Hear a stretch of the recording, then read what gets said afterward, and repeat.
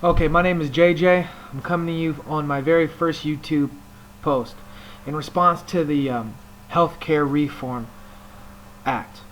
I'm so sick and tired of going on the news and hearing all this yelling and carrying on, whether it be Fox News, MSNBC, or CNN.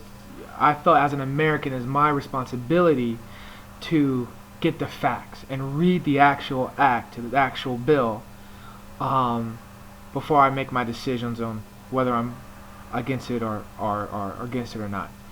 Um, the the the bill is 237 pages. Right now I've gotten about 30 of them, and so far what I've read, that just don't believe the hype, and it's not all that bad. Number one, probably the most important thing, is that does not promote single payer. Single payer is the socialist model that everyone's so worked up about, that we take so much taxes and everyone has to have the same insurance. It is not single payer. And number two, the main desire is to improve the standards of all health insurance, whether it be public or private. That to eliminate, for instance, pre-existing conditions, and that's important to me because I was born with a heart defect, and if I lose my job right now, or if I go and if I lose my job right now and have to get a different insurance, they can deny me because of my heart defect, and I'm someone who has to have health insurance. So number one, it's not single payer. Section 101 is just the fact that the bill wants to improve standards for all insurance companies. Section 102 is titled "Protecting the Choice to Keep Current Coverage." No one has to get rid of their current coverage, because for a lot of Americans that don't have health issues or are relatively healthy, you only want to pay so much money, and then if you need it, it's there. But ultimately, it's just a safety net. Like Chris Rock said, it's just in case shit happens. Also, the issue of death panels. Now that's in section 1333, and it's a huge list of the requirements of physicians in counseling Medicare recipients for end-of-life issues. Some folks want to be kept alive as long as possible because they don't want to let go. My grandmother, for instance, says, do not resuscitate me, do not intubate me, do not, anything outside of mouth to mouth is a no. If the Lord's trying to take me, then let him take me. And all that section 1333 of the bill talks about, and probably about 10 pages worth of words, is that the physician must meet with the Medicare recipient, must go over all end-of-life programs and options and protocols for either the state or the hospital, and help the Medicare recipient to decide what course of action to take. And it doesn't have to be the physician and just the Medicare recipient.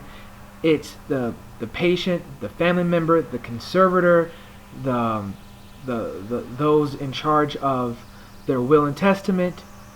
The patient does not have to be by themselves and just agree with whatever the doctor says.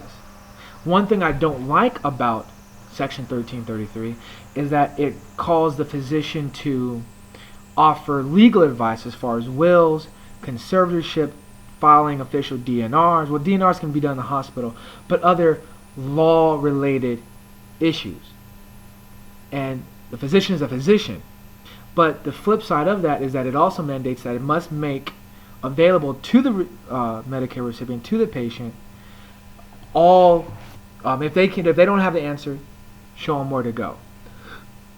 And I think that is an awesome thing, because, and also it mandates Medicare recipients having what's almost an ID card, where after they've gone through this consultation with a physician, they carry around an ID card which will let them, which has on them what they want and what they don't want. All I want is mouth to mouth. Anything outside of that, let me go. You can intubate me, but that's it. I can do an intubation and some severe drugs, but don't cut me open. Because right now, for any hospital, if anybody goes to a hospital that the doctors don't know, or they don't have on record, and they're about to die, they have to resuscitate them. They have to go through all means to bring them back. And this happens a lot where patients don't want that. The doctors didn't know that the patient was a DNR, so they're a vegetable, and that's not what they wanted. Until a family member shows up and says, no, she's a DNR. The Section 1333 says give them a card to take with them. Other things I've read and that I've really enjoyed are, like I said, protecting current coverage, protecting the option to keep current coverage, increasing standards, removing pre-existing conditions, and the insurance companies' desire to eliminate those that would have pre-existing conditions. What the president talked about today is an exchange, giving patients, giving members the ability to compete. If I work for whomever, IBM, Time Warner, I have to take the insurance that company has set up for me. And it could be a deal that the company and the insurance companies have a more lucrative arrangement with high co-pays, high out-of-pockets, high co-insurances, to lower the cost that the company has to subsidize. Because what people don't understand about insurance companies is that you may pay $15, $30, $40, $60 premium. The actual cost is subsidized by the company, and obviously, especially if you're with a for-profit company, they want to eliminate as much of that subsidy that they have to pay. And this, in the bill, creates competition that makes the insurance companies compete more and lower their premiums, not only for the patient but also for the company that hires them. Also, a thing is, question that came up today at work, because a little background about me is that I'm a pharmacy technician. I've been one for 4 years. I'm also want to go to pharmacy school. So I'm around. I work in outpatient and inpatient. I work in a Walmart. I also work for a nonprofit hospital in Austin, Texas. And you see Medicare, and people were talking about the Bush Medicare Prescription Coverage Act that was put in effect 4 years ago. And you see these people, and yeah, it offers savings up to a certain point. If you have whatever condition that makes you have to get medicines routinely and sometimes spend $100 every month, you hit a gap at a certain point where now you have to pay for 80% of the prescriptions, and then once you pass, I think, about $2,000, then you get covered for 80. Then it flips, and you get covered for the other 80%. So now you're only paying 20% again. So having said that, I see it all the time, and what opponents to the healthcare reform I feel is that, number one, why is my money going to insure other people, which I completely understand, and maybe if the country wasn't so broke, we wouldn't have to raise taxes to do this. And that's just the issue. The country's broke.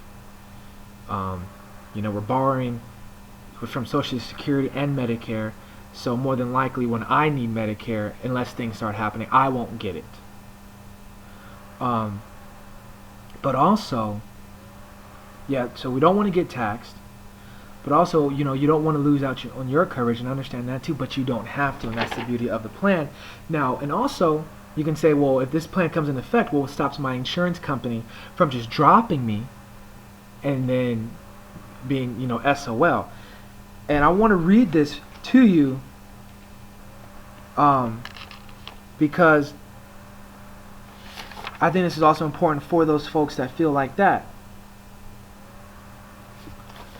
And it says in section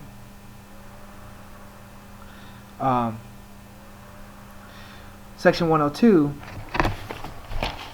Let me find this and get back to you.